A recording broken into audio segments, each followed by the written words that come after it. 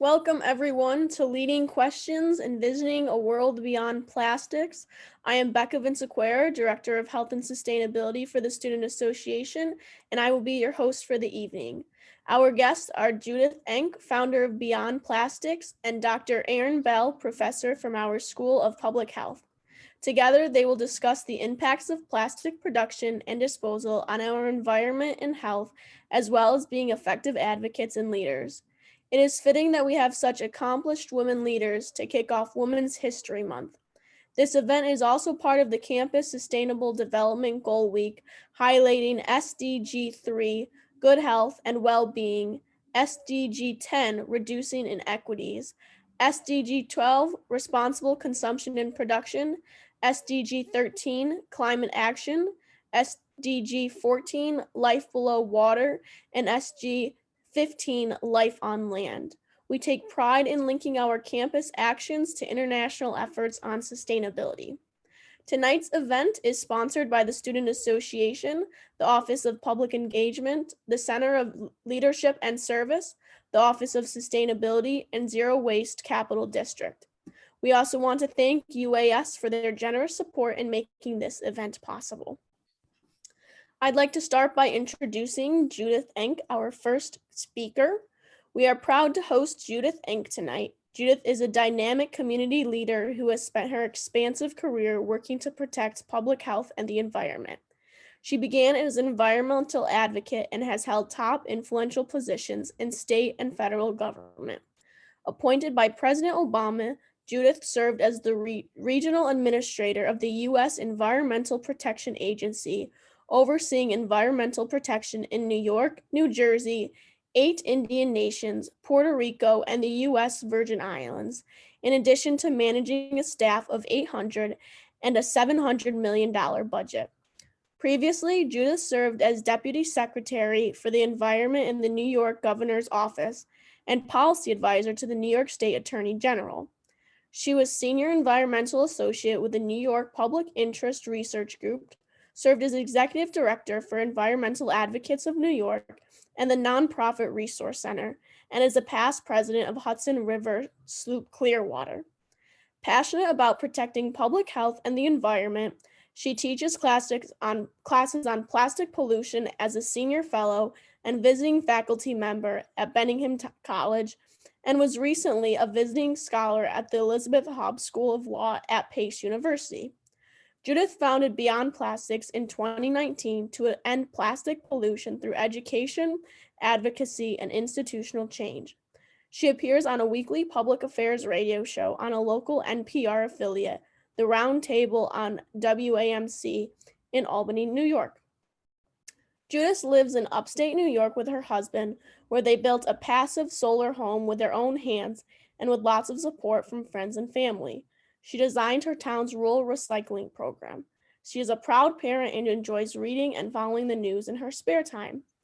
Launched in January 2019, Beyond Plastics is a nationwide project based at Bennington College that pairs the wisdom and experience of environmental policy experts with the energy and creativity of college students to build a vibrant and effective anti-plastics movement. Their mission is to end plastic pollution by being a catalyst for change at every level of our society. Plastic pollution is a growing global environmental crisis that disproportionately burdens people of color around the world in a variety of ways.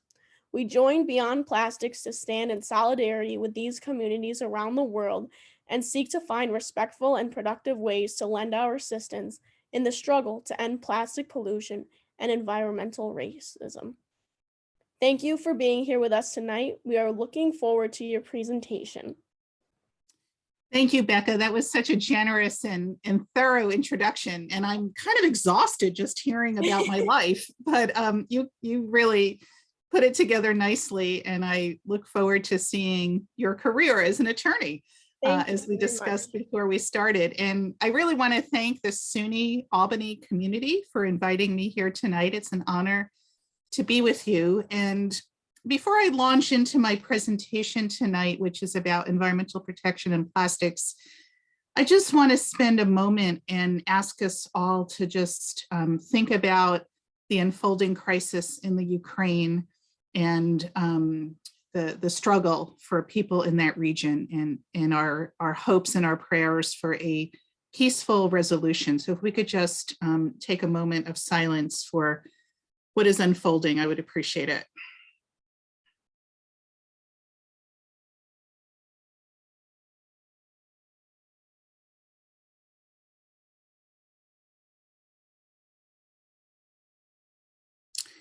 Thank you. It's hard to just launch into things knowing what's going around us in the world. So let me just get through the most terrifying portion here of sharing my screen. Did that come up okay? You can see all of the slides all right? Yes, we can. Perfect. Thank you. Thanks. So that's me, Judith Enck. I'm president of Beyond Plastics, which Becca so capably described. We're a nonprofit project based at Bennington College in Vermont. And before going to Beyond Plastics, I worked for this guy, former President Barack Obama, who I miss. Remember, no drama, Obama. This is me standing at a federal Superfund site in New Jersey. My first week on the job, I think it was freezing cold, so many toxic waste sites to clean up in my region.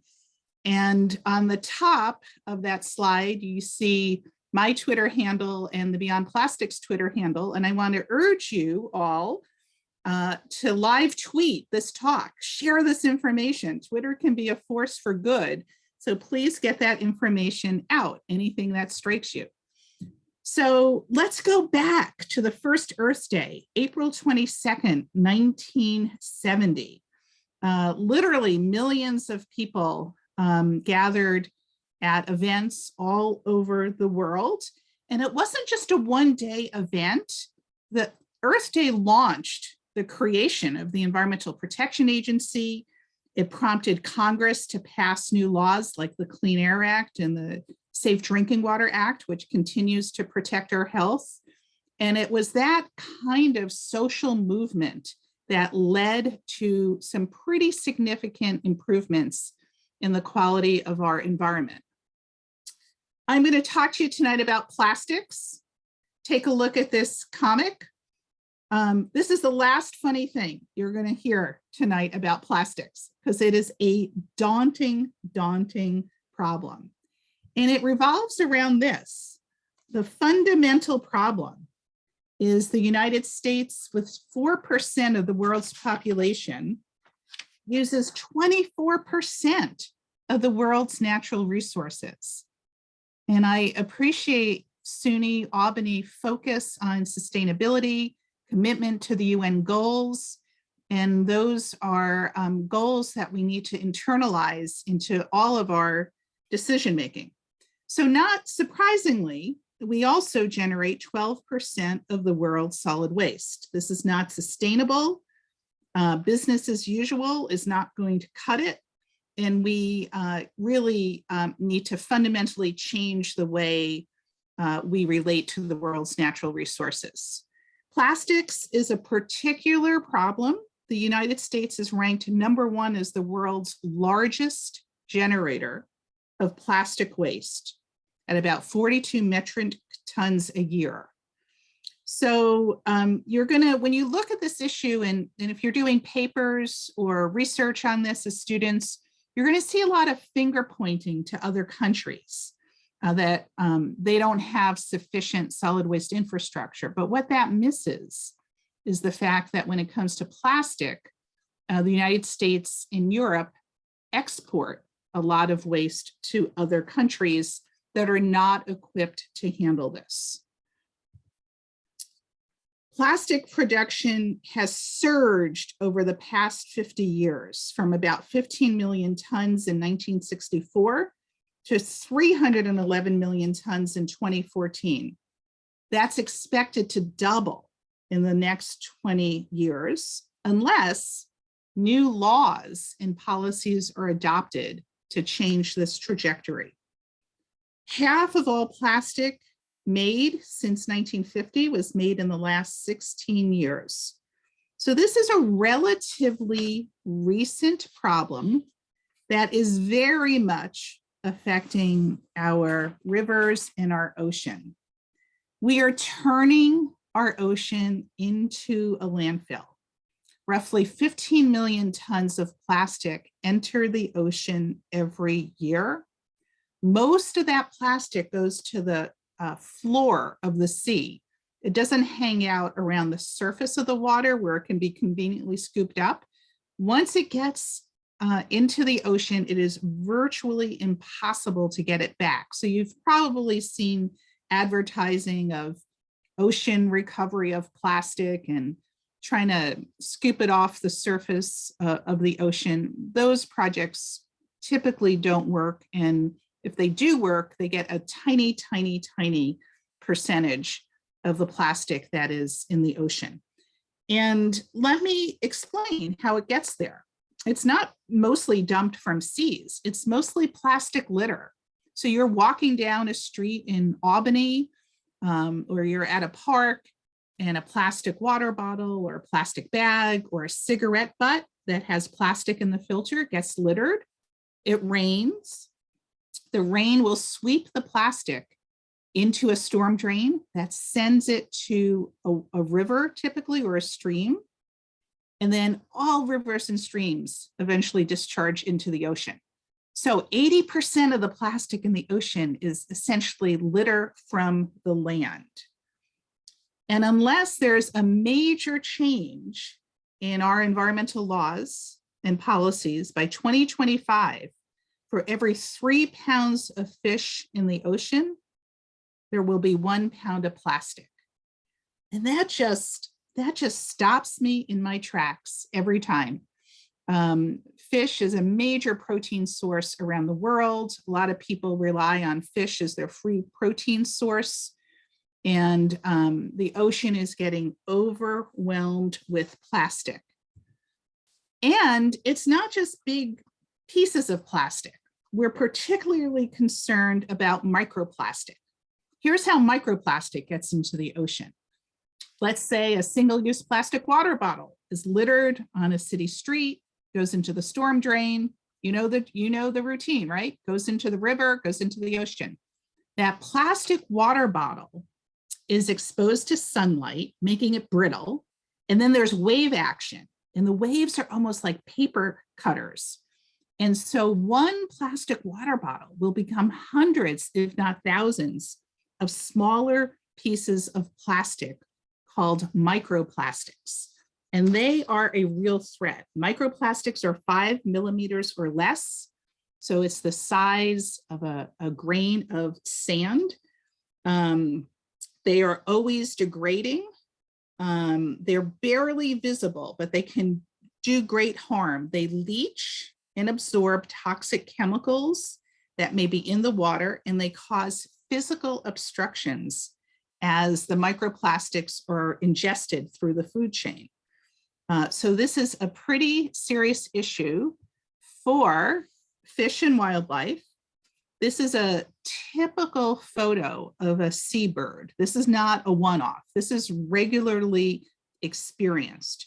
So what happens with the seabirds is they see plastic in the ocean or on the beach. If it's red or orange, they think it's shrimp and they eat it. And if you're a mature bird, you consume it, it fills the stomach. They feel like they're full, and so they don't eat the normal amount of calories to sustain life. Or they bring the little bits of plastic back to baby chick nests, and the baby chicks often will choke on the plastic. The United Nations has documented that 663 species have been impacted by plastic pollution, including you and I. So again, you will hear about plastic islands or gyres in the ocean. Those are appealing to the media, but are not most of the plastic. Most of the plastic will fall down to the bottom of the sea and be available in the environment. I'm stressing this point because once it gets out into the ocean, it is almost impossible to recover it. Just last week, my organization Beyond Plastics hosted a really interesting webinar with two co-authors of a report on plastic in the ocean, published by the National Academies of Sciences, Engineering, and Medicine. This report came out December 1st. Check it out on their website, and the recording of that webinar is at beyondplastics.org. And this is a really thorough report documenting the serious problems of plastic in the ocean. So a lot of people have some level of awareness that plastic pollution is a water quality problem. But what they may not realize is that plastic pollution has a lot to do with climate change, which I will explain. This past October, my organization Beyond Plastic published this new report called The New Coal. And what we documented is that the plastic sector's contribution to greenhouse gas emissions in the US is now poised to surpass the greenhouse gas emissions from coal-fired power plants. So what's happening is, after a lot of hard work by environmentalists and health professionals, about 60% of the US coal plants were shut down. So those greenhouse gas emissions from coal plants are reduced dramatically. But at the same time, we have new petrochemical facilities being constructed to make plastic, and I'll explain that in a moment. And those facilities are emitting major amounts of greenhouse gases. We looked at the 10 major high impact stages of plastic production, use, and disposal, from fracking to incineration. And overall, we found that the US plastics industry is responsible for at least 232 million tons of greenhouse gas emissions every year. So what does that mean? What does 232 million tons mean? Let me put that in context. That's about the same emissions from 116 average size coal-fired power plants. So plastics traditionally were made from chemicals and oil. Plastics are now made from chemicals and ethane, a byproduct of hydrofracking. As the coal plants are closing, we're seeing more emissions, as I've mentioned, from plastic production, and more than 90% of the climate pollution that the plastic industry reports comes from only 18 communities.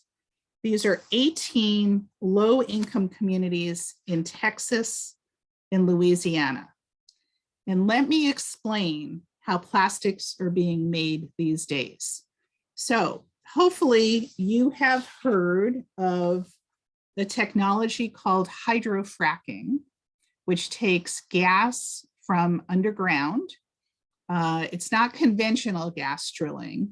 You inject a lot of water, chemicals, and sand underground, shake up the ground, literally, you frack it, and then gas will come to the surface and be sent by pipelines to various locations. So that subtle little arrow is pointing to ethane. Ethane is a waste product of hydrofracking. And mostly that ethane is being vented directly into the atmosphere, which is a terrible thing because ethane is a really strong greenhouse gas. So what we're seeing unfolding now is, rather than venting the ethane into the atmosphere, which is a bad thing, is now being linked to another bad thing. And that is the construction of facilities that are called ethane cracker facilities. It's a funny name, and I'll explain what they are. And there are dozens of these new facilities proposed that will take that ethane gas, send it by new pipeline to ethane cracker facilities like this one that's under construction.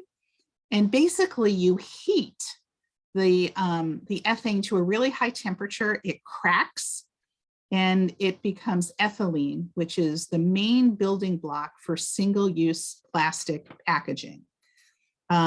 Most of these projects are proposed in Louisiana and Texas, and some in Pennsylvania. And these ethane crackers are super emitters of greenhouse gases. State and federal permits allow for massive amounts of greenhouse gas emissions. Why are we seeing this big shift in the fossil fuel and chemical industry? Well, it's because right now, the two major sources of carbon pollution and the two most lucrative markets for fossil fuel companies is selling fossil fuel to generate electricity or for transportation. So let's take these one at a time. Electricity, you know that there's a big shift toward energy efficiency and also investments in cleaner renewable energy sources like solar, wind, geothermal, small scale hydro. And then on the transportation side, we're seeing more investments in mass transit, electrification of vehicles. There's a big increase in demand for electric cars, electric trucks, and also funding for more sustainable communities that are more walkable, that have more bike paths. So the fossil fuel industry knew that their market was going to be on the decline. So they looked at plastic production as the fossil fuel industry's plan B. That's where they're going to make a lot of their new investments and their money. And that is a plan B for the fossil fuel industry, but there's really no plan B for the rest of us. These ethane cracker facilities will emit massive amounts of pollution. This is a Shell ethane cracker facility in Beaver County, Pennsylvania, which is scheduled to come online at the end of this year. Look at all of that carbon dioxide, particulate matter, volatile organic compounds, which, by the way, the state of Pennsylvania and the federal government hands out permits to allow that level of pollution, even though we know that that level of pollution is not good for health or the ecology. This is Sharon Levine, who lives in St. James Parish, Louisiana. She is very involved in working with her community to block Formosa Plastics from building 2 ethane cracker facilities in her community. Sharon, who is amazing, won the Goldman Environmental Prize last year. And she often speaks out and reminds us that these polluting facilities are almost always sited in low-income communities and communities of color. Sharon lives in an area that's actually called Cancer Alley along the Mississippi River in Louisiana, which has that dreadful name because of the very high rates of cancer among residents, much of it linked to the oil and gas industry, the plastics industry, the chemical industry. And all of that, so you and I get this. And I just want to go back to this slide because I think a lot of these polluting facilities are sited in low-income communities and communities of color because they're viewed as the areas of least resistance. We looked at Manchester, Texas, home to one of the largest petrochemical complexes in the world. 90% of the people in that Texas town live within 1 mile of a chemical facility. 97% of the residences are people of color. And then the environmental group, Union of Concerned Scientists, looked at the most dangerous toxic air pollutants in the Houston area. 4 of the 6 were related to making plastics. So all of that pollution of the air and the water in people's bodies in the Gulf Coast states, so we can have this. You walk into any American supermarket, you're going to find this aisle. Apparently, we're unable to cut fruit on our own anymore. And you'll eat this and in 15 or 20 minutes. And then unless it's burned at a garbage incinerator, which is a bad idea because of the air pollution from burning plastic, unless it's burned at a garbage incinerator, all of this plastic will be with us for centuries, if it's landfilled, if it winds up in the ocean, or if it's littered. And it's also a health issue.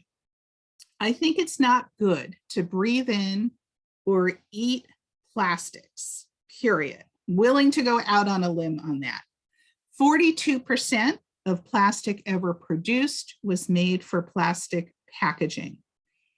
And food packaging is a major concern. For instance, a lot of packaging has toxic additives. I used to enjoy microwavable popcorn, but I haven't had it for years because the inside liner of that popcorn bag includes PFOA, a forever chemical. And oftentimes the chemicals will migrate into the food. So food packaging is a major concern, but it's not our only exposure pathway to plastics. You and I breathe in the equivalent of 1 credit card size amount of plastic every single week. Not all at once, but we breathe it in or we swallow it. And about that size of microplastics gets into our body. And now we have the first peer-reviewed scientific paper documenting the presence of microplastics in the human placenta on both the fetal side and the maternal side. This is a January 2021 scientific journal, Environmental International. This was documented by a group of Italian scientists, researchers. We had one of them do a webinar for Beyond Plastics right after this report came out. So this is a pretty significant issue, and you're probably wondering, well, how do microplastics get into our bodies? Well, from drinking water, Dr. Sherry Mason, who's a great expert on microplastics at Penn State, she documented there are twice as many microplastics in bottled water than in tap water. So think about that the next time you're spending $1.25 or $1.50 to buy single-use bottled water. One theory is that when you turn the bottle cap, which is plastic, you get little bits of microplastic into the water that you then quickly consume. Seafood is a source of microplastic, especially anything you eat whole, like shrimp, mussels, oysters. Sorry about that. And you're probably sitting there thinking, well, this is all pretty terrible, but I'm a really good recycler. Can't we just recycle our way out of the plastic pollution problem? No. So let me state for the record that I'm a strong supporter of recycling. I started my town's recycling program years ago. I avidly recycle metal and paper and cardboard and glass. But when it comes to plastics, you really should only recycle if it says number 1 or number 2 on the bottom of the container. Those are the only types of plastics that actually get recycled. So even if a waste hauler says, put all your plastic into your recycling bin, that is a mistake. Only put number 1 and number 2 plastic in there, because if you're recycling plastic that's not really recyclable, that is called wish cycling, and it contaminates the rest of the recycling load. So only about 8.5% of plastics are actually recycled. So we cannot recycle our way out of the problem. A lot of companies are pushing personal responsibility. You and I are the problem. We're not recycling enough. Well, it's impossible. And what we really need is to have new laws that deal with this problem. I try really hard to avoid plastics, and I still buy a lot of plastics because it's virtually impossible to avoid them no matter how hard you try. So the most important message here is to deal with the plastic pollution problem.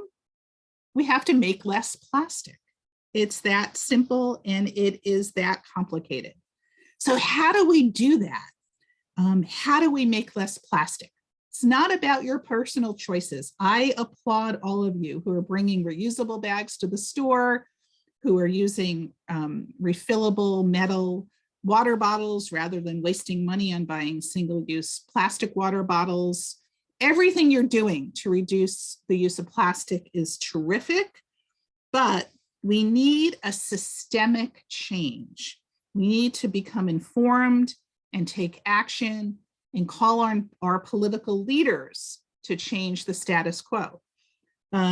This is a rally in downtown Albany that I spoke at many years ago when President Trump proposed offshore drilling for oil and gas. Remarkably, we were able to stop that.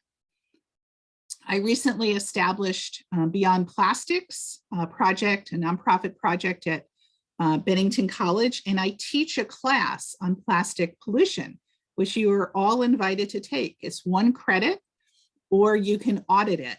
And it's a great experience because about 2/3 of the class are community people who are auditing the class, and 1/3 are college or high school students. And there's a really wonderful back and forth dynamic that happens in the class. Registration is closed for this semester, but I will be offering it again in September. It's just 7 weeks in the evening for 2 hours, and I will offer it every fall and every spring semester. And in the class, we definitely talk about what we can do to reduce the use of plastic. And we spend a lot of time looking at alternatives to plastic. And I don't think people need to get really stressed out about all of the plastic in their kitchen, but if they want to do something, look at an item that you use a lot of. So in our household, we drank a lot of orange juice, and I didn't like all those plastic orange juice containers and the Gable cartons. They look like milk cartons. So very simple switch. We got a nice big glass pitcher, and we buy frozen concentrated orange juice, and we eliminated the plastic altogether. So look for those sort of easy changes in your life, but don't fixate on it because it's hard. We need a public policy solution, such as the passage of the Break Free from Plastic Pollution Act, which has been introduced in the Congress. It bans plastic bags, which New York State has already done. It bans polystyrene food packaging and those plastic packing peanuts, which New York State has already done. It prohibits the intentional release of balloons. It puts a 3-year pause on the construction of new petrochemical facilities to create plastics. It deals with extended producer responsibility. So you definitely want to call your federal elected officials to weigh in on the Break Free from Plastic Pollution Act. It strengthens environmental justice protections, and it makes sure that we don't export our problems to other countries. So it's US Senate Bill 984 and House Bill 2238. Locally, I can tell you that Congressmember Antonio Delgado has signed on as a co-sponsor, but Congressional Member Paul Tonko and Congressional Member Elise Stefanik both have not signed on as co-sponsors, which is really, really too bad, because we know that there are alternatives to plastic. There are a lot of things you can do, but we have to move fast because climate change is here. It is happening. And as I described, plastics and climate change are intimately connected. One of the most important writers on climate change is Bill McKibben, and he has said, winning slowly is losing. So just yesterday, the United Nations Intergovernmental Panel on Climate Change came out with a very chilling report that we're getting really close to the point of no return in terms of whether we're able to deal with the impacts of climate change. As an example, climate change doesn't cause hurricanes, but the warmer temperatures causes there to be warmer ocean and sea water temperature, and the warmer water accelerates hurricanes. So it's almost like rocket fuel. So a category 2 hurricane may become a category 4 hurricane because of the warmer waters that are the result of climate change. I mentioned that when I served in the Obama administration, my region included Puerto Rico and the US Virgin Islands. And those regions are just getting pounded with more intense hurricanes. Hurricane Maria devastated the entire island of Puerto Rico. Sometimes part of the island would be hit. This time the whole island was hit, and many communities were left without electricity for 11 months. Imagine living without electricity for 11 months. The wildfires hit Australia a couple years ago, and of course, last summer devastated the American West. Last December, remember the major fire outside, or actually in Boulder, Colorado. Again, climate change is not causing the fires, but because of drought and high temperature, the woods are tinderbox. It's very dry, and so a small fire becomes a larger fire. All of this is preventable because we have cleaner sources of electricity like wind and solar, but we really, really have to get moving. And to get moving, we need all of you. There's a great phrase, to change everything, we need everyone. So we need you involved in reducing plastic pollution. One thing we are working with college students on, for instance, SUNY New Paltz took all the plastic beverage bottles out of their vending machine. Plastic soda bottles, plastic water bottles, replaced it with aluminum cans that are easy to recycle. You could do that at your college or your business or your faith community or your gym. There's lots of good information out there. Follow Beyond Plastics on social media. We're most active on Twitter and Instagram, so on Facebook. My students tell me only old people look at Facebook, but we need everyone to change everything. So we're on various social media channels. Support Beyond Plastics if you can. That's where you find us. And we're doing something new. We are forming local Beyond Plastics groups all over the country because we need to build the grassroots movement to reduce plastic pollution. We have lots of scientific studies and information. We have all the data we need. We just don't have the political power to go toe-to-toe against the fossil fuel industry, the plastics industry, and the chemical industry.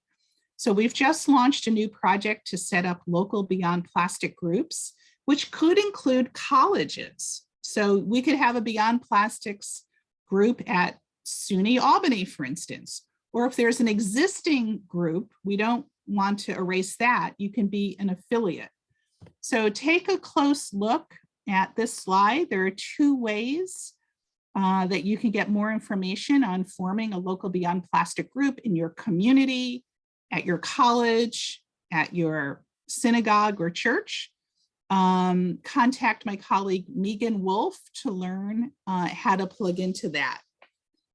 And finally, I will say, if you zoned out this evening and missed anything I said, check out the John Oliver segment last March on plastic pollution. Apologies for his bad language, but it's as if he took my class. Just Google John Oliver plastics segment, March 2021. And in 15 minutes, he runs through all of the major issues that I touched on tonight, but much funnier and in some ways more comprehensive. He got everything right. So please check that out. So thank you very much. And I'm looking forward to shifting to the dialogue section of this evening. Thank you. Thank you, Judith. That was a great presentation. I look forward to passing this information on to my constituents and the university. So we thank you for that. We will now be joined by Dr. Erin Bell to engage in a discussion on leadership and advocacy. Dr. Erin Bell is a professor of environmental health sciences at the University at Albany School of Public Health. She completed her MS in epidemiology at the University of Massachusetts at Amherst and her PhD at the University of North Carolina at Chapel Hill. After completing a postdoctoral fellowship in the Occupational Environmental Epidemiology branch at the National Cancer Institute, she joined the University at Albany faculty in 2002. Her research interests include examining the association of environmental exposures and their impact on maternal and child health.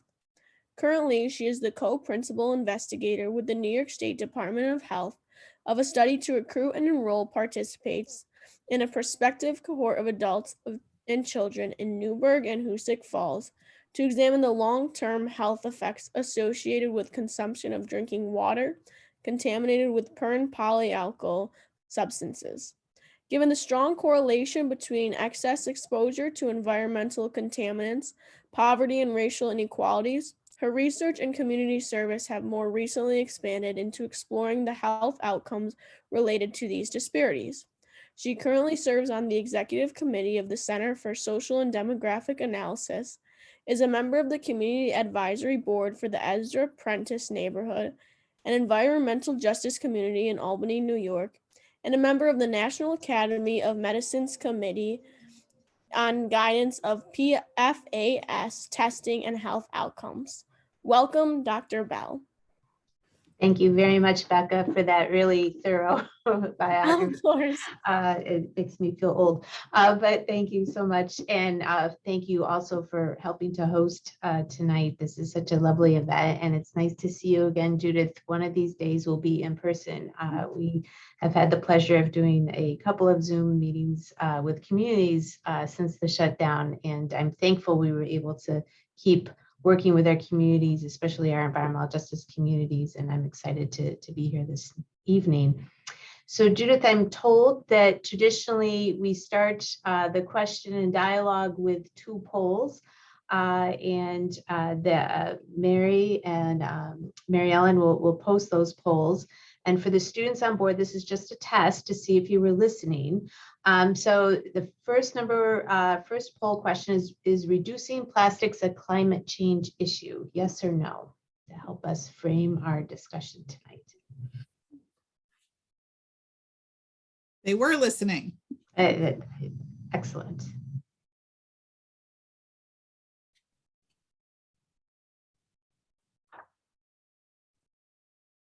And then for poll 2, Oh, there we go. You were listening. Look at that. See, where it was a success. Excellent. Poll 2, then, along those same lines, and one that's very important to certainly my work and many of us here, is reducing plastics an environmental justice issue, yes or no?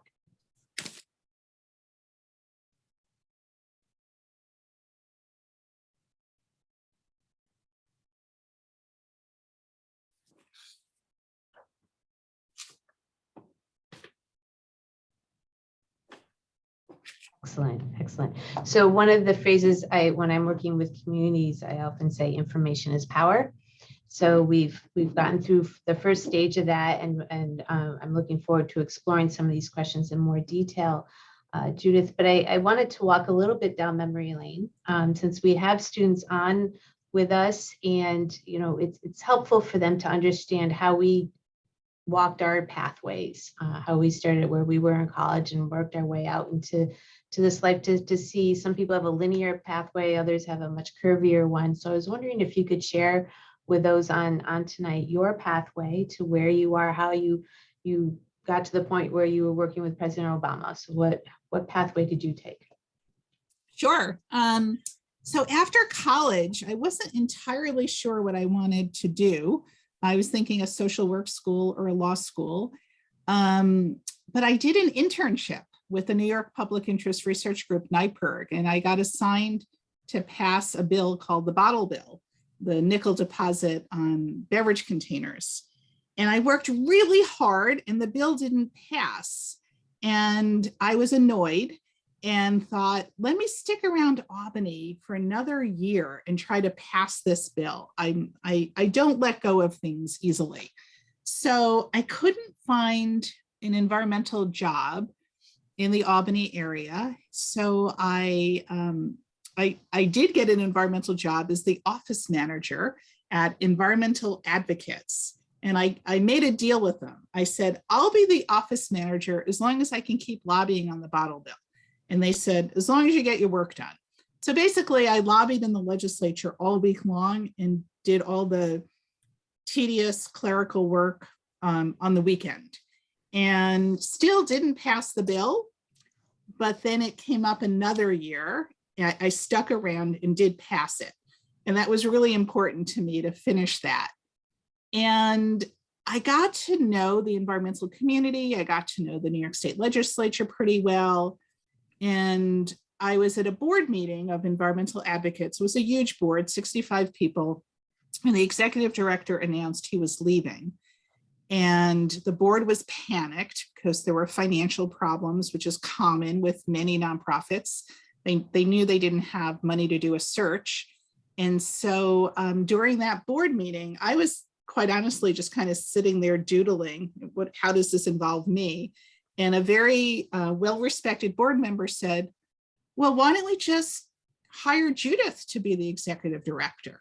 And my head went, "Mon," and I was like, wow. And so on the spot, they said, would you like to be the executive director at Environmental Advocates? And at age 23, I said, sure.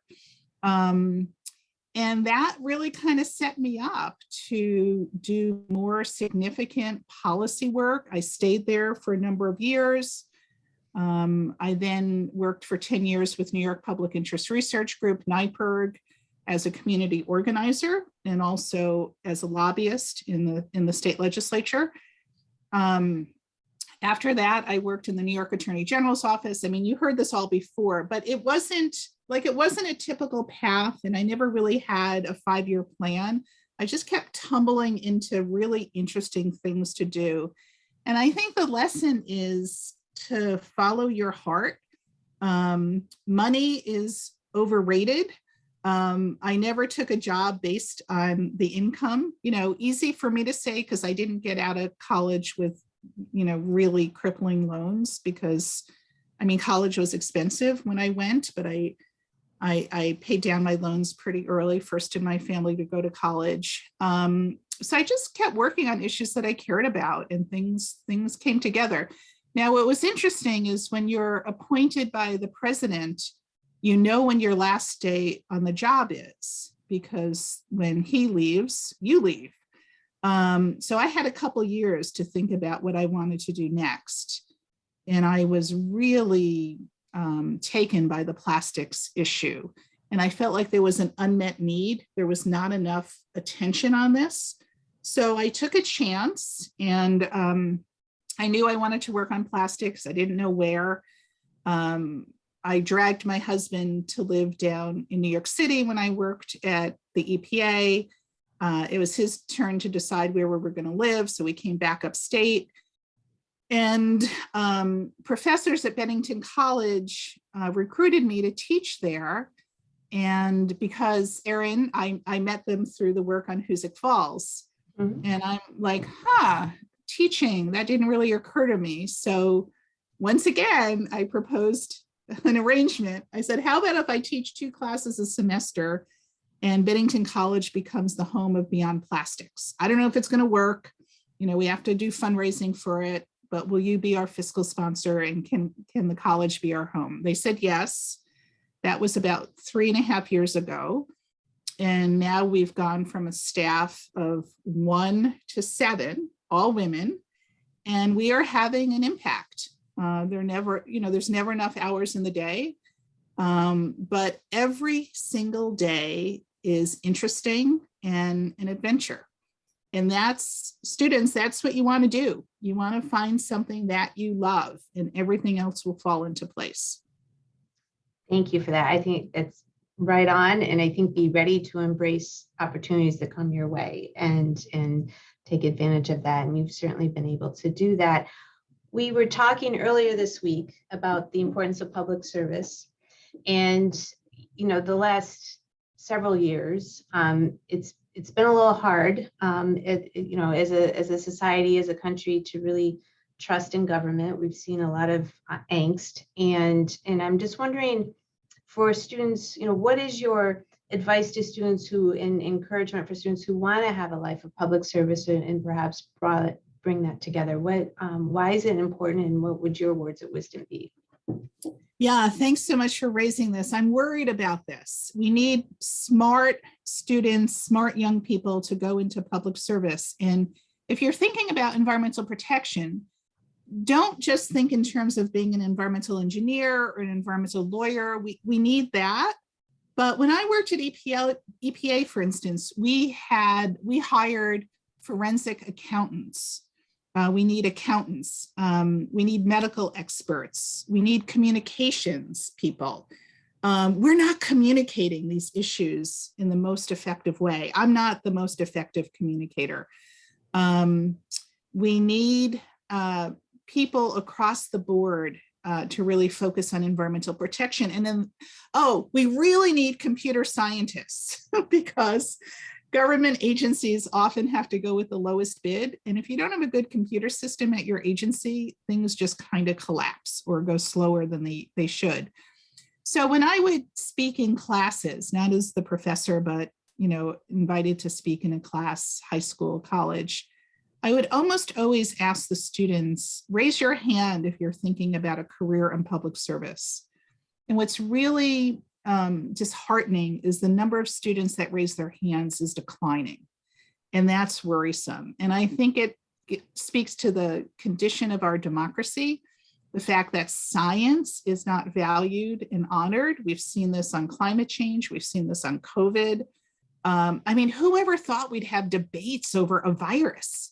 Like, a virus is a virus. You don't debate it. You know, when people ask me if I believe in climate change, I'm like, it's not illogical. You don't believe in climate change. It's like, do you believe in gravity? So we need more young people, more diverse people going into the environmental field. And, you know, the environmental field is very white. We struggle with having more people of color in leadership positions. And so I think that is a particular weakness. But please consider public service and bring your unique perspective and your passion to these issues. Now, so you talked about your persistence You don't let go of a problem, which is great. But how do you stay motivated? I mean, this is such a massive issue.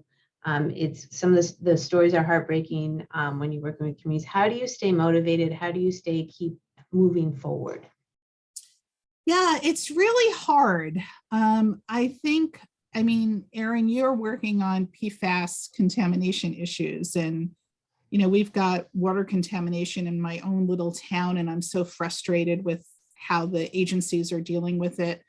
I think the way I keep motivated is I compartmentalize pretty well. I invest a lot of time and emotional energy with my family and my friends. I really value those relationships. And that sustains me, particularly my friendship with my women friends, a group that I've been friends with since college. Because, it's not a lot of fun to bump into me at a party and ask about climate change. These are really serious issues. And I don't know what the end of these stories are going to be, filling our oceans with plastic, heating the planet, species depletion, nuclear waste. I mean, the list can go on and on. And so I think it's a matter of working really hard, but also taking care of yourself so you can always do that hard work. And I mean, I've been doing this work for about 40 years. And it's amazing to look back and to recognize how long I've been doing it, but it feels just like yesterday. It's also, believe it or not, can be fun. And that helps a lot.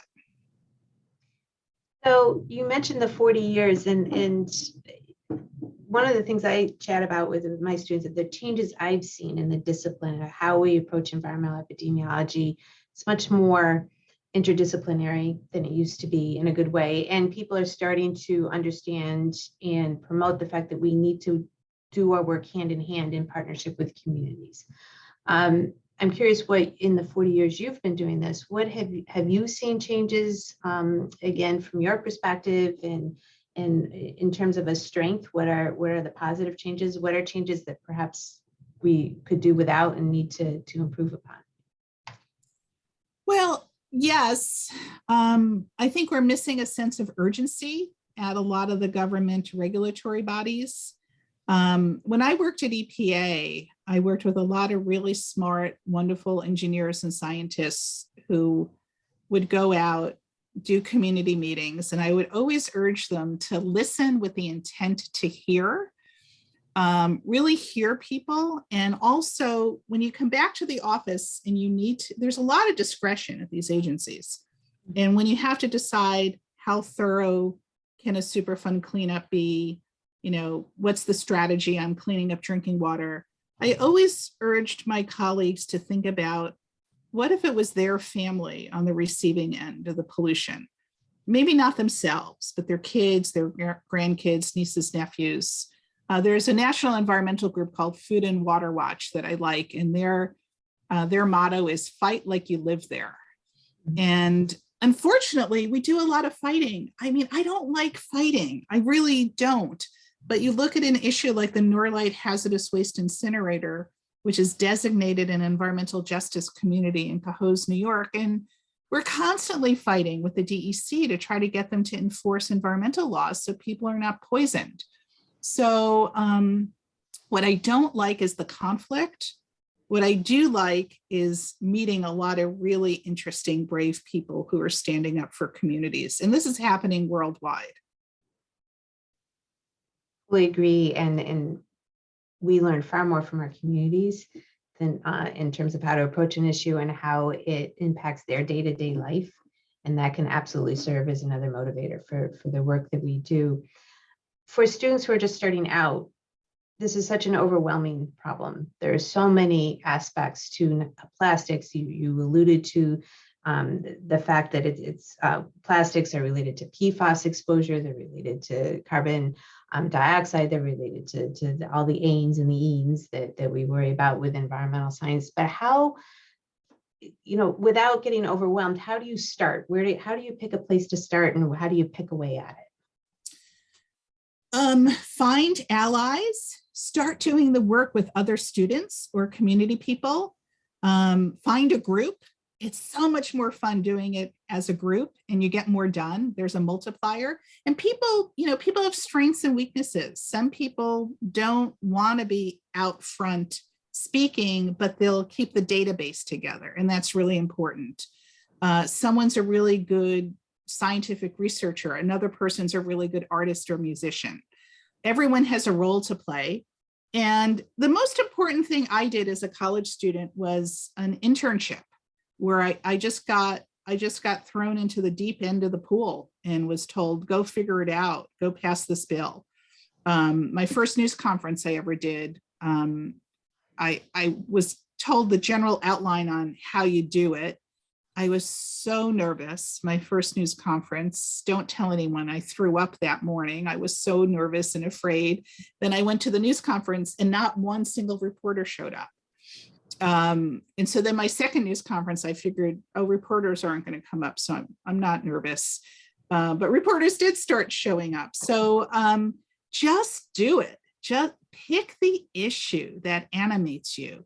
And it's not just environment. If you care deeply about labor rights, women's rights, voting rights, peace in the world, pick the issue. And the way you'll know that what the issue is when you read a media outlet, what does your eye go to right away? It's like, oh, I want to read this latest on whether Starbucks is going to allow workers to unionize. I'll read that before I read something on voting rights or something, although that's important as well. So just, find your issue and get in there and consider a career with a nonprofit organization, with government. You will slowly pay off those student loans. And I am not minimizing the importance of that, but find something you love and then it all comes together. What can you mentioned a little bit about SUNY, but what types of things can SUNY students do in our own backyard? Well, Governor Kathy Hochul just signed a bill a few months ago directing SUNY to get rid of all single-use plastic packaging. So signing the bill into law is just the beginning. Now it needs to be implemented. So we need SUNY Albany students to get a copy of that law and meet with administration officials and other student groups and put their heads together and figure out how do we implement it. I'm sure people at SUNY Albany are already working on this, but students can jump in and they'll have ideas. They'll have ideas on how do we educate our fellow students? What are the alternatives to plastics? Can we use reusables? If we're going to do compostables, can we make sure that there's no bioplastics in the compostables? I mean, this is not easy to do. So that speaks to you right away. And then also, get involved in community issues. Because there's so much plastic, there's no shortage of ways to jump in. And I am serious. I talked about how we're starting local Beyond Plastic groups. We'd love to have a Beyond Plastic group at SUNY Albany. Our setup is 3 or more people can form a group. And then we provide lots of training, substantive information, support. We did our first big training last week and had 65 people from all over the country get trained. It's kind of loosely based on the Sunrise Movement, where a small group of people can come together. So that's another way to jump in, and details on that from my colleague who I put up on the screen, Megan Wolf. That's fantastic. And I'm sure we have students who are very interested in that and taking notes. I was watching the chat when you mentioned that. We did have a question submitted to us ahead of time, and I just wanted to cycle back to that. And that's, what's the best way that we can help get the Break Free from Plastic Pollution Act passed? Great question, and I didn't plant it. So the Break Free from Plastic Pollution Act is the most sweeping federal bill we've ever seen on plastic pollution. Step 1 is we need more co-sponsors. So contact your member of the House of Representatives, your 2 US senators. I think Senator Gillibrand is a co-sponsor. Senator Schumer is not, but it may be because he's the majority leader and he doesn't sponsor as many bills. But we're lucky. We live in New York, or go to school in New York, or work in New York, where the most influential senator resides, Senator Chuck Schumer. So write to him, call his office, start an online petition. And then House members. We have over 100 co-sponsors in the House. I mentioned Delgado is a co-sponsor, but Tonko oddly is not. He says he supports the bill, but he's not a co-sponsor. Stefanik is not a co-sponsor. And Beyond Plastics does organizing calls every 2 weeks with people all over the country. So get in touch with me if you want to do more. Write letters to the editor, to the local newspaper. Get your town board to pass a resolution, get the student government to pass a resolution. All of that makes a difference. On your website, you talked about your new report that came out on coal, plastics is the new coal, where you go into more detail regarding the impact on climate change and why plastics are an environmental justice issue for those who are listening. I'm curious what your next report is going to be. Have you thought about that? What are your next steps? We're probably going to update that report. It was a bear to write. I mean, it's a lot of math and a lot of digging out of information and pulling it together. So I want to update that, and that's all I'll say right now. We have plans for another, but not ready to publicly talk about it yet. We'll keep monitoring and definitely keep talking. It's an excellent report, and I want to encourage the students to read it. And if you take my class, you will be reading it. But for those who are not on, I see that Becca has turned on her video, which is my cue to transition now so that students can have more of a direct dialogue with you. And so with that, I'll hand it off with Becca. And thank you so much. This was delightful. Thanks, Dr. Bell. I so applaud your work and grateful for what you're doing with communities on PFAS. Definitely, if you can take classes with Dr. Erin Bell, you should. Thank you. I'll take you. I don't turn anyone away, and I know neither does Judith. So we're in good stead. All right, Becca, your turn. Take it away. All right, thank you very much. I truly echo Judith's thoughts.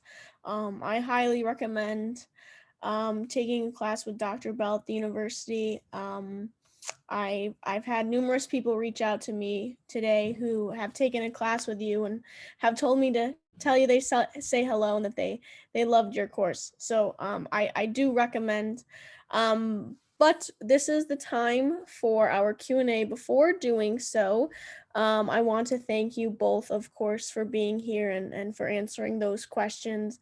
Before we move on to the Q&A, Judith, we're going to take just a couple of minutes for one of the most popular segments of Leading Questions. It's our lightning round of questions for our guests. So it's fast, it's fun, and it's always enlightening. So we have about 5 questions that I'm going to ask you, and we're just rapid fire going through them. All right, I am ready when you are. So I'm ready. First one is one simple thing everyone can do each day to reduce their environmental impact. One simple thing. Oh my gosh, this is so hard. Walk if you can avoid driving, or take mass transit. I'll leave it at 1. I have too many. Perfect, thank you. In your opinion, what is the best theatrical movie, TV show, or book about an environmental issue? It can be a documentary, fiction, or nonfiction. So many. There's a great documentary that won an Emmy last year called The Story of Plastic. And it's put out by a nonprofit that I'm on the board of called The Story of Stuff. So The Story of Plastic is terrific. I also really liked that movie about hydrofracking with Mark Ruffalo. What, Erin, do you remember the name of that fracking movie with Josh Fox? Gasland. Thank you, William Sisk. I'm mortified I couldn't remember. Gasland is definitely worth watching. It's maybe 12 years old. There are a lot of good environmental movies. I should make a list.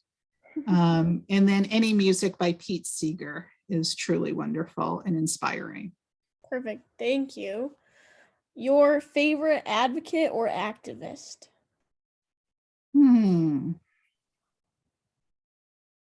Worldwide. I'm very impressed with Bill McKibben, who founded the group 350.org.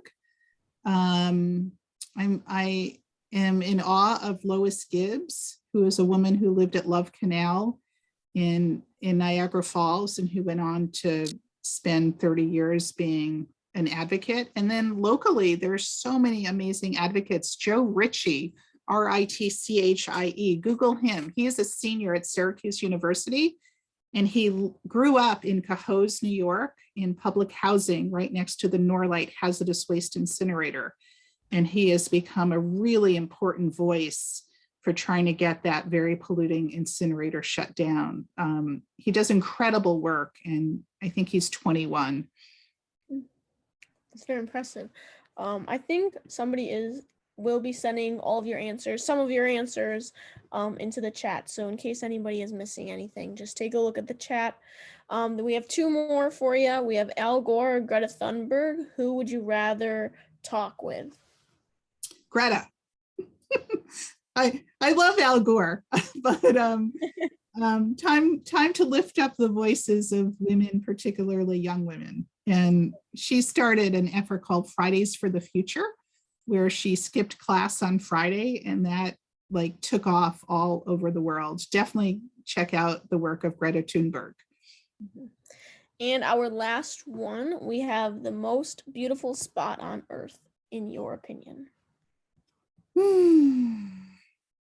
I love Vieques, Puerto Rico, which unfortunately 2/3 of the island has unexploded bombs and munitions from military exercises. And I was kind of in charge of cleaning that up when I was at EPA, and I really tried, and that cleanup continues.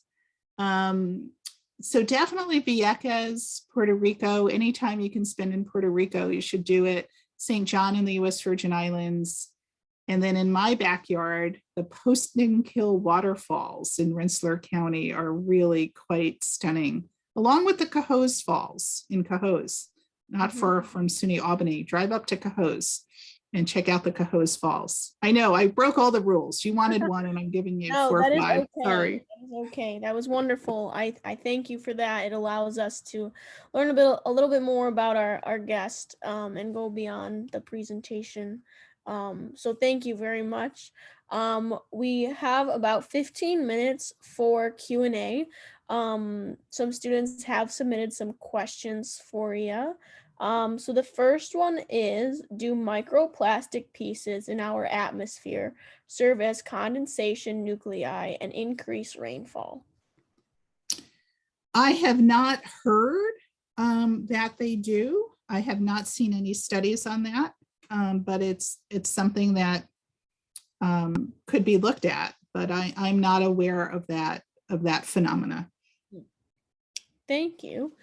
Another question sent in the chat. There's a question and a comment, so I'll read the whole thing. It says, is there any work from companies at all to meet the demand for reduced packaging options?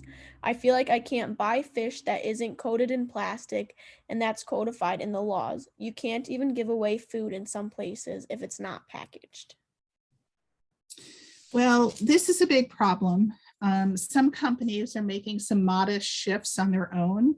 For instance, Coca-Cola announced 2 weeks ago that they were going to provide 25% of their products in refillable, returnable containers. So that's even better than recycling if you can refill it many times.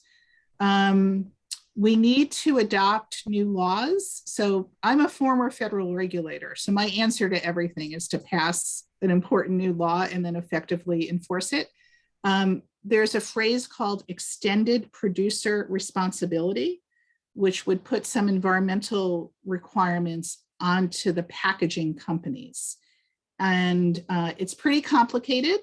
The plastics industry is pushing weaker versions of this. And in fact, Governor Hochul proposed an extended producer responsibility bill in her state budget proposal. Unfortunately, it's very weak.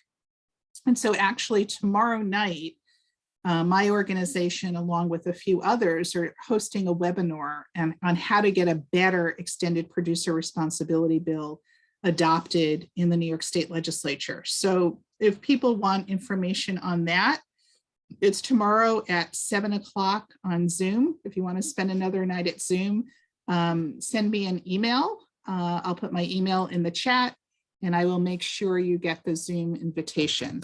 My email is judithenck@bennington.edu. Perfect. Thank you very much. Everyone now has plans for tomorrow night as well. It's a back-to-back night. I'll see you tomorrow night, Yes. Becca. Another question we received is, do you have any suggestions for teaching the very young to respect the environment? Yeah, less screen time, more outdoor time. And also, you know, environmental education in schools really makes a difference. Connecting with groups like Hudson River Sloop Clearwater, they teach about the Hudson River. They run this amazing sailboat up and down the Hudson. I've met so many people who said that as teenagers, they went out on the sloop Clearwater, and it really changed their outlook and how they viewed the Hudson River. So I think environmental education and just like kick kids out of the house and take them on a hike. There are a lot of wonderful places to explore the outdoors. And, you know, our thinking is if you spend time outdoors, you get a deeper appreciation for the environment and you're more likely to stand up when it's under threat. Mm-hmm. I like that. Exploration and education, I think, is a huge part in taking the first steps, especially at such a young age for many of us on here. Another question that we received is, can you update us on current legislation related to the environment, whether state or federal, perhaps the Biden proposed legislation, the skip the straw legislation in New York State, anything along those lines? Oh, can I? So at the state level, there is a bill by Assemblywoman Linda Rosenthal. It was called Skip the Straw, meaning if you go to a restaurant, you will not automatically be given a plastic straw unless you ask for it. We're also working closely with NYPIRG, New York Public Interest Research Group, to update the New York bottle bill. So right now, there's a nickel deposit on this plastic soda bottle because it's carbonated, but there is not a nickel deposit on the iced tea bottle simply because it's not carbonated. So we want to get a deposit on this baby, and we want to increase the deposit to $0.10. So that is pending in the New York State Legislature. The biggest thing we're working on is the state level extended producer responsibility bill, and that may be decided in the next month. So focusing on that is important. And then at the federal level, you know, President Biden has proposed Build Back Better, which has some very important climate change provisions. I don't know if it's going to pass.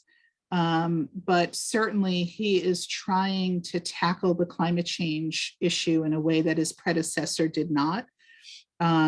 So I do follow the White House on Twitter and occasionally get some really good information about what the president and Vice President Harris are doing on the climate crisis. Perfect. Thank you. Let's see. So through the work we've seen, clearly you have so much experience in this topic of study and work, and somebody's asking how do you stay motivated when there's such a large contentious topic, and a lot of times there are powerful opponents, and that's a constant factor in this field. How do you stay motivated with that? Well, I just stay focused on what the stakes are. The stakes are really high, and I like politics. I know a lot of people don't say that, but it's like People Magazine for me. I don't really follow pop culture, but I can name members of the legislature and the congressional delegation, and know that they have the ability to be a force for good. They're in elected office. They can really change things, and we have to educate them because they're dealing with many, many different issues. And I do have a hard time kind of turning it off. I work too many hours, certainly with COVID. I stayed in a lot and I just kept working. But I think, nurturing your relationships with your family and friends gives you the ability and the stamina to keep going, even if you're sometimes pushing a giant boulder up the hill. I think the most important thing is to be persistent, to be factual, and to have fun. Of course. Thank you. Let's see, we have time for maybe 2 more questions. Do you believe that BOA-free bottles and dishes are really safer to use than regular plastic? BPA free? BPA-free, yes. Yeah. Sorry. That's all right. I thought there was a new chemical invented. No, that I didn't that's know okay. about. I don't have Yeah. my glasses on right now, so. Eating food off of plastic is a problem for sure, because you get some leaching. So for instance, never put plastic in the microwave. You shouldn't even put plastic in the dishwasher if you run your dishwasher on hot. BPA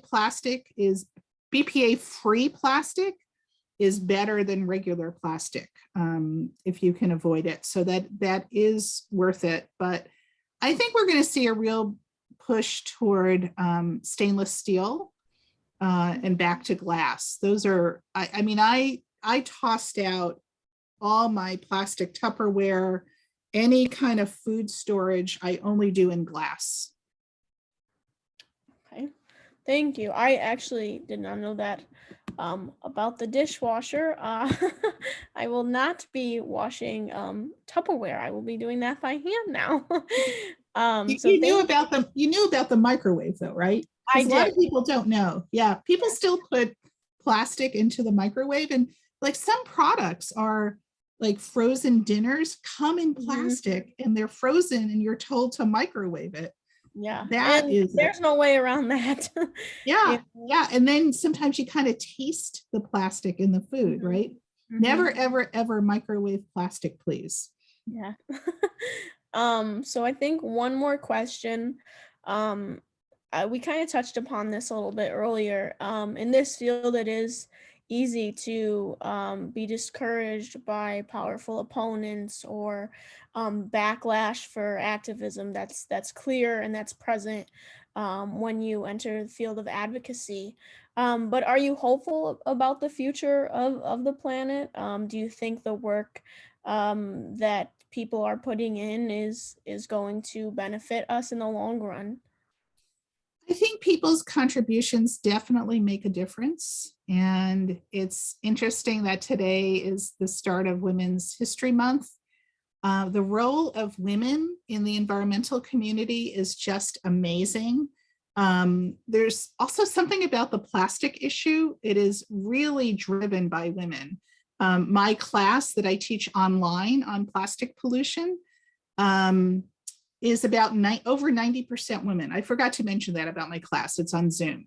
Over 90% of the students are women. All of my colleagues at Beyond Plastic are women. And women are standing up for their communities. We know about Rachel Carson. You should also look at the author, the scientist, Sandra Steingraber. So seeing women come together to stand up for communities and against pollution is really making a difference, and that gives me hope. And looking at women in communities of color who care about the health of their, not just their own immediate family, but their whole community, I showed a picture of Sharon Levine from Rise St. James. She's on the cover of our Plastics is the New Coal report. I mean, that gives me tremendous hope. I think that's a good place to end on a positive note for everyone. I do just have a couple of closing remarks before everyone logs off. I do want to thank you, Judith, Dr. Bell, for being here tonight. Mary Hunt, Dr. Malia, everything that went on behind the scenes in preparation for this. So thank you all for being here. And to the audience, we hope you found this evening informative and inspiring. There are several ways you can participate in shifting our campus away from plastic use, including joining student groups, UAlbany Students for Sustainability, or the UAlbany chapter of the United Nations Association of the USA on the Campus My Involvement page. On a system level, SUNY is gathering feedback on the Climate Leadership and Community Protection Act and creating a task force on eliminating single-use plastic. For those interested in advocacy work, faculty, staff, or students, join the Campus Zero Waste Advocate Group by emailing your interest to gogreen@albany.edu. And what can you all do tomorrow? You can switch to reusable items with non-plastic alternatives and share the information you learned tonight with others. We encourage everyone to learn more about this issue by visiting the Beyond Plastic website at www.beyondplastics.org and become familiar with the Sustainable Development Goals at www.globalgoals.org. We also encourage you to follow at UAlbany Green Screen. That's UAlbany Green Screen as in SCN on Instagram to keep up to date on campus initiatives. Feel free to reach out to the UAlbany Student Association, the Department of Health and Sustainability, if you have any questions for myself. And good night, everyone, and thank you so much for attending.